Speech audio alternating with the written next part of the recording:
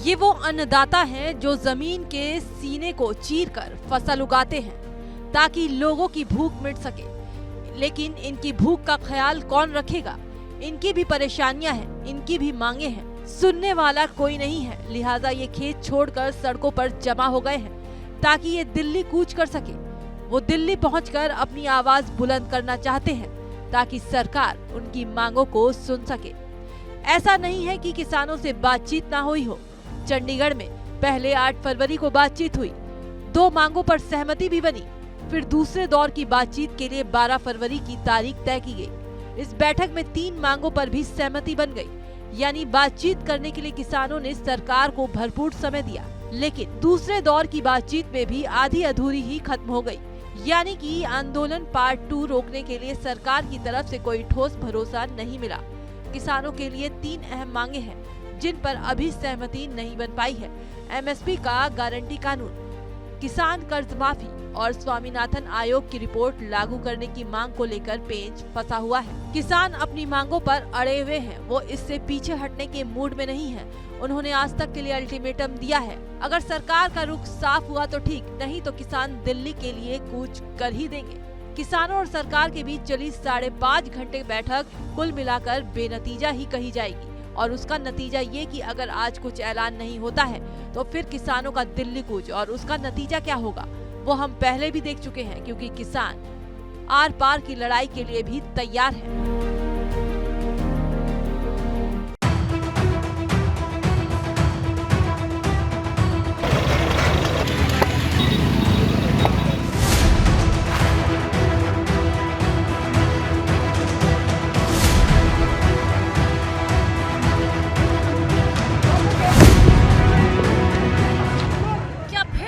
होने वाला है? क्या फिर हाहाकार मचने वाला है? क्या फिर महीनों जाम लगने वाला है? क्या फिर दिल्ली में किल्लत आने वाली है? क्या फिर अन्नदाता को शहादत देनी पड़ेगी? ये अन्नदाता हैं जो जमीन के सीने को चीरकर फसलें उगाते हैं ताकि लोगों की भूख मिट सके। लेकिन इनकी भूख का ख्याल कौन रखेगा? इनकी भी परेशानियां हैं, इनकी भी मांगे हैं, लेकिन सुनने वाला कोई नहीं। लिहाजा ये खेत छोड़कर सड़कों पर जमा हो गए हैं ताकि ये दिल्ली कूच कर सकें। वो दिल्ली पहुंचकर अपनी आवाज बुलंद करना चाहते हैं ताकि सरकार उनकी मांगों को सुन सके। ऐसा नहीं कि किसानों से बातचीत ना हुई हो। चंडीगढ़ में पहले 8 फरवरी को बातचीत हुई, 2 मांगों पर सहमति भी बनी। फिर दूसरे दौर की बातचीत के लिए 12 फरवरी की तारीख तय की गई। इस बैठक में 3 मांगों पर भी सहमति बन गई, यानी बातचीत करने के लिए किसानों ने सरकार को भरपूर समय दिया। लेकिन दूसरे दौर की बातचीत में भी आधी अधूरी ही खत्म हो गई, यानी कि आंदोलन पार्ट 2 रोकने के लिए सरकार की तरफ से कोई ठोस भरोसा नहीं मिला। किसानों के लिए 3 अहम मांगे हैं जिन पर अभी सहमति नहीं बन पाई है। एमएसपी का गारंटी कानून, किसान कर्ज माफी और स्वामीनाथन आयोग की रिपोर्ट लागू करने की मांग को लेकर पेच फंसा हुआ है। ऐसे सभी विषयों पर चर्चा किया, अधिकांश ऐसे विषय पर जहां हम सहमति तक पहुंचे, लेकिन कुछ इस तरह के विषय जिन विषयों को लेकर के हमने ये कहा था कि इसके बहुत सारे ऐसे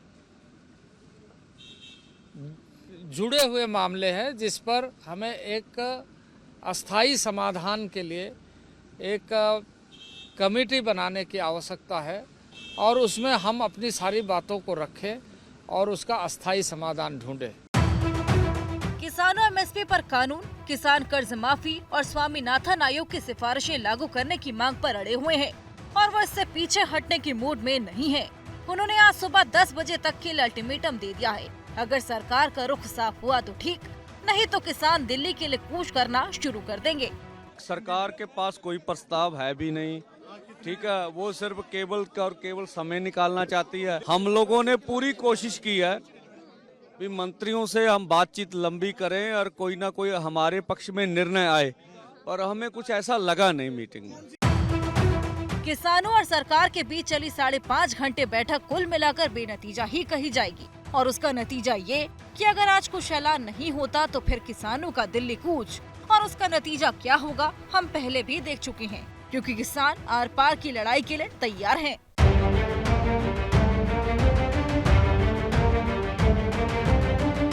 पंजाब के किसान दिल्ली कूच करने के लिए तैयार हैं। उनका जज्बा, जोश और जुनून में कोई कमी नहीं। दिल्ली कूच के लिए वो हफ्तों से तैयारी कर रहे हैं और उनकी तैयारी देखकर दिल्ली के पास हुए पिछले आंदोलन की तस्वीरें फिर ताज़ा हो रही हैं। वहीं किसान दिल्ली निकलने के लिए फिर कमर कस चुके हैं, क्योंकि बात उनके हक की है और वो दिल्ली पहुंचकर अपनी आवाज बुलंद करना चाहते हैं। ज्यादातर किसान पंजाब से दिल्ली के लिए रवाना होने को तैयार हैं। मोगा में किसानों ने अपने ट्रैक्टर ट्रॉली तैयार कर लिए हैं। दर्जनों ट्रैक्टर ट्रॉलियों पर खाने पीने का सामान लाद दिया गया है। मतलब साफ है कि अगर मांगे नहीं मानी गई तो इस बार भी लंबा आंदोलन देखने को मिलेगा। किसानों को रोकने के लिए पंजाब से सटे हरियाणा के बॉर्डर को सील कर दिया गया है, लेकिन किसान नेता फिर भी दिल्ली कूच के लिए तैयार है। बहुत बड़ी गिनती से जो पूरे पंजाब से ट्रैक्टर ट्राले आ रहे हैं, हज़ारों ट्रैक्टर जो है वो दिल्ली कूच के लिए तैयार है और लाखों लोग जो पंजाब से बाहर आ गए हैं। मतलब साफ है, प्रशासन ने किसानों को दिल्ली जाने से रोकने के लिए भले ही तैयारियां कर ली हों, लेकिन किसान भी पीछे नहीं है। पंजाब के संगरूर में किसानों ने अपनी पुख्ता तैयारी कर रखी है। सीमा सील है, सड़कों पर बैरिकेडिंग ऐसी कि मानो दुश्मनों के टैंक को रोकने की तैयारी हो। लेकिन किसानों का हौसला थोड़ा भी कम नहीं हुआ। वो दिल्ली हर हाल में कूच करने के लिए तैयार हैं। किसानों को आम लोगों का भी साथ मिल रहा है। पूरे पंजाब में तकरीबन एक जैसी ही तस्वीरें देखने को मिल रही हैं। किसानों की तैयारी तकरीबन पूरी हो चुकी है। पंजाब के फगवाड़ा में भी किसानों का हुजूम दिल्ली निकलने के लिए तैयार है। वो भरपूर ध्यान भी दे रहे हैं कि उनकी वजह से आम लोगों को परेशानियां न हो। यानी कि साफ है, पंजाब के हर कोने से किसानों का जत्था दिल्ली कूच के लिए तैयार है। अमृतसर की सड़कों पर भी ट्रैक्टर ट्रॉलियों को खाने पीने के सामान और बिस्तरों से भर दिया गया है। किसानों को अब बस खड़ी की टिक और सरकार के ऐलान का ही इंतजार है।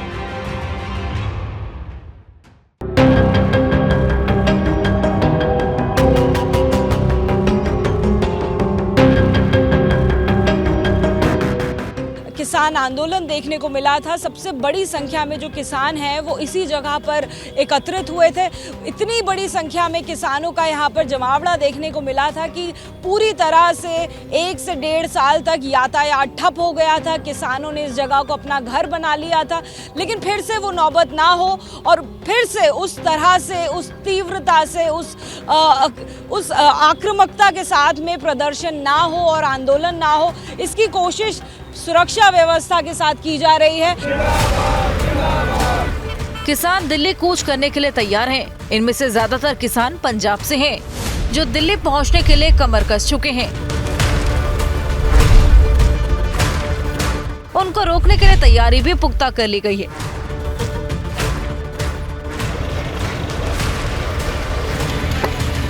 दिल्ली से सटे यूपी और हरियाणा बॉर्डर की सीमाएं सील हैं। पंजाब से किसानों को रोकने के लिए हरियाणा में पंजाब से सटी सीमाएं भी सील हैं। बैरिकेडिंग ऐसी कि युद्ध लड़ने की तैयारी हो। दिल्ली पहुंचने से पहले ही किसानों को बॉर्डर पर रोकने के लिए इंतजाम कर लिए गए हैं। दिल्ली सोनीपत का सिंगू बॉर्डर सील है। पंजाब हरियाणा से आने वाले किसानों को यहाँ रोका जाएगा। दिल्ली बहादुरगढ़ से सटा टीकरी बॉर्डर भी सील है। जरोदा कला बॉर्डर भी सील है। बहादुरगढ़ की तरफ से इस रूट पर किसान आ सकते हैं। यूपी से जो किसान दिल्ली आ सकते हैं, उन्हें दिल्ली गाजीपुर बॉर्डर पर रोकने की तैयारी है। हरियाणा के फरीदाबाद से आने वाले किसानों को बदरपुर बॉर्डर पर ही रोका जाएगा। नोएडा से सटे दिल्ली के सभी बॉर्डर बंद कर दिए गए हैं। किसानों को पंजाब से हरियाणा में दाखिल होने से रोकने के लिए भी प्लान तैयार है। उन्हें रोकने के लिए पंजाब हरियाणा के शंभू बॉर्डर, खनौरी बॉर्डर और भटिंडा बॉर्डर पर घेराबंदी कर दी गई है। हरियाणा के कई जिलों में केंद्रीय अर्धसैनिक बलों के जवानों को भी तैनात कर दिया गया है। दोनों पंजाब साइड एंट्रीज पे पुख्ता इंतजाम किए हुए हैं। फोर्स एडिक्वेट तादाद में आ चुकी है। पुलिस के लिए जो मैजिस्ट्रेसी का सपोर्ट है वो पूरा दे दिया है।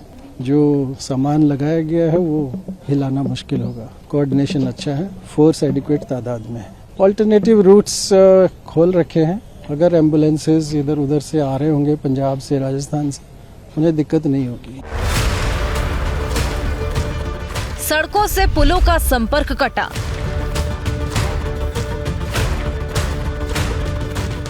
बॉर्डर पर कंटेनर और कंक्रीट की दीवार,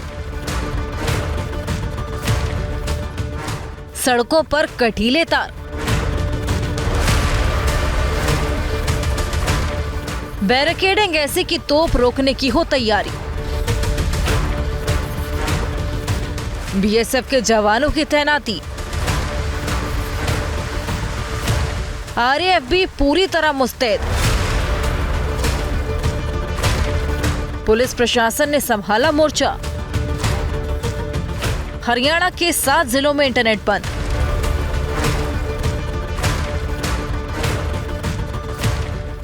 ये जो पत्थर हैं ये दरअसल जो हैं बड़े बड़े सीमेंटेड बोल्डर्स जो हैं ये हरियाणा पुलिस ने यहाँ रख रखे हैं ताकि किसान जो है यहाँ से अपनी ट्रैक्टर ट्रॉलीज के साथ जो हैं आगे ना बढ़ पाएं। तो दोनों जो पुल हैं उनके ऊपर हरियाणा की पुलिस जो है वो तैनात है। एंटी रॉयट गियर में जो है तमाम जो पुलिस बल है तैनात है। रैपिड एक्शन फोर्स के कर्मचारी हैं यहाँ पे तैनात किए गए हैं। पर प्रशासन ने इसलिए कि किसान जो है इस नाले को, गंदे पानी के नाले को क्रॉस करके जो है आगे ना बढ़ पाएं, तो उसकी तैयारी भी कर रखी है। ये तमाम पत्थर जो हैं उसी तैयारी में लगा रखे हैं और इससे आगे हरियाणा प्रशासन ने बड़े बड़े गड्ढे जो हैं खोद रखे हैं ताकि किसान किसी सूरत में आगे ना बढ़ पाएं। शंभू बॉर्डर हो, सिंघू बॉर्डर या फिर टिकरी बॉर्डर, किसानों के दिल्ली में एंट्री से पहले ही रोकने की हर तैयारी मुकम्मल है। हरियाणा के 7 जिलों में इंटरनेट सेवा भी बंद है। प्रशासन ने धारा 144 लागू कर दी गई है। इसके साथ ही नजर रखने के लिए सीसीटीवी कैमरों के साथ ही सुरक्षा कर्मियों का पहरा भी बढ़ा दिया गया है। ड्रोन से भी निगरानी रखी जा रही है। उग्र प्रदर्शन को रोकने के लिए तैयारी पुख्ता है।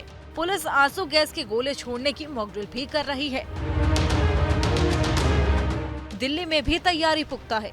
यूपी हरियाणा सीमा से जुलूस, रैलियां और लोगों को ले आ रहे ट्रैक्टर ट्रॉली पर प्रतिबंध लगा दिया गया है। धारा 144 भी लागू कर दी गई है।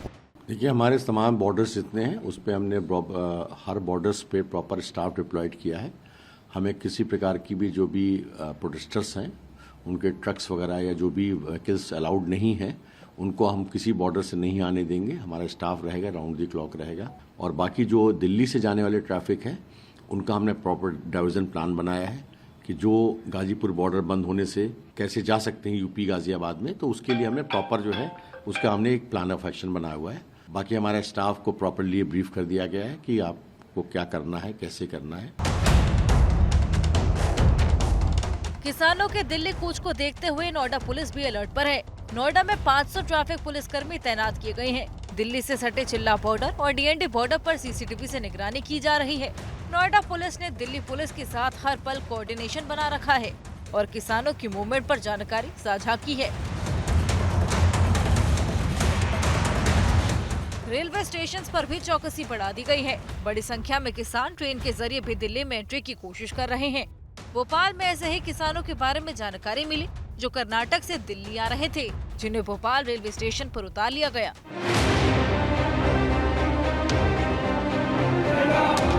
मतलब साफ है, किसान फिर आर पार के मोड में है। प्रशासन ने भी उन्हें रोकने की हर संभव तैयारी कर ली है।